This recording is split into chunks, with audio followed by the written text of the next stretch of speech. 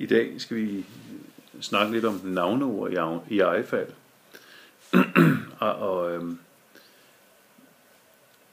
Det er ofte, at der bliver lavet fejl, når man bruger ejefald på dansk. Og det, hvis I kigger i aviser eller reklamer på skilte og sådan noget, så vil I nogle gange opleve, at det er forkert, det der står. Det er egentlig mærkeligt, fordi det er nogle meget nemme regler, og de er meget klare og enkle, de regler, der findes. Så det burde egentlig ikke skabe problemer. Men en af grundene til, at det gør det, er nok, at vi er påvirket af det engelske sprog. Og der er der jo nogle regler, der siger, at man blandt andet kan danne ejefald ved hjælp af apostrof og s.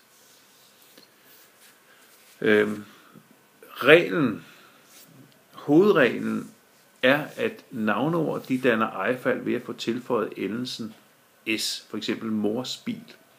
Endelsen s betyder, at navneordet ligesom ejer noget. Det er navnet ejefald. Men hvis et navneord så ender på s, z eller x, hvad gør man så?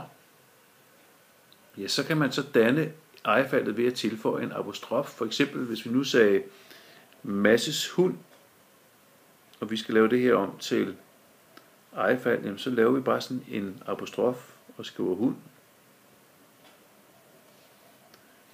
Det kunne også være, at vi fandt på at skrive Schweiz bjerge, altså bjergene i Schweiz, så laver vi en apostrof efter z, eller Bordeaux rødvine, det ender på x, og der kunne man så lave en apostrof efter Bordeaux.